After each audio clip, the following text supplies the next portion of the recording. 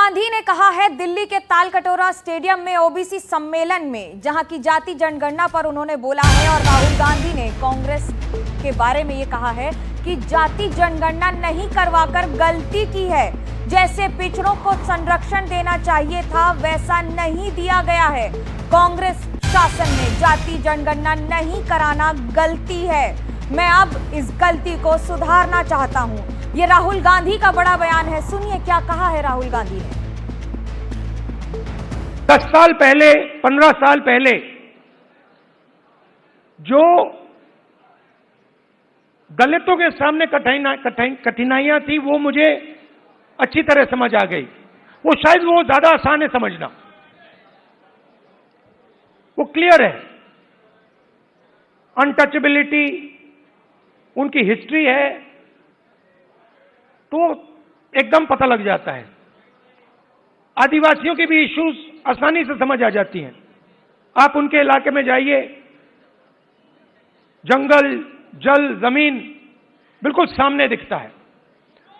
मगर ओबीसी की जो इश्यूज हैं, जो मुश्किलें हैं, वो छुपी रहती हैं, आसानी से नहीं दिखती हैं। मेरी रिग्रेट क्या है कि अगर मुझे आपकी हिस्ट्री के बारे में, आपकी इश्यूज के बारे में थोड़ा सा भी ज्यादा मालूम होता, मैं तभी जाति जनगणना करा देता। वो निकल गया और मैं स्टेज पे कह रहा हूं वो गलती है मेरी, और कांग्रेस पार्टी की गलती नहीं है, मेरी गलती है। और इस गलती को मैं ठीक करने जा रहा हूं। और एक प्रकार से अच्छा हुआ है।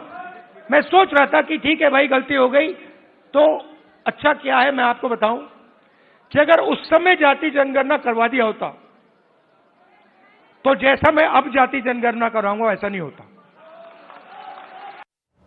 पोथी पढ़ी पढ़ी जगमुआ पंडित भया न कोई, ढाई आखर प्रेम का पढ़े सो पंडित होई। अब पछतावा हो रहा है, लेकिन राजनीति में पछतावा भी एक पॉलिटिकल कदम के तौर पर ही देखा जाता है।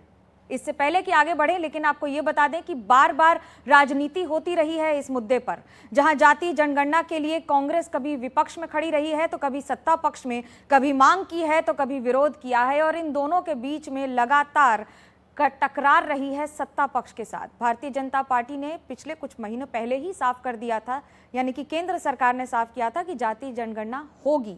लेकिन उसके पहले राहुल गांधी और कांग्रेस पार्टी ने कभी समर्थन किया है, कभी विरोध किया है। दिलचस्प ये है कि आज जब ओबीसी के सम्मेलन में राहुल गांधी बोल रहे थे तो अपनी पूर्व सरकारों की गलती और पछतावे के बारे में शायद ये पहला मौका होगा जब सबके सामने आकर उन्होंने अपनी गलती और पछतावे का जिक्र किया है।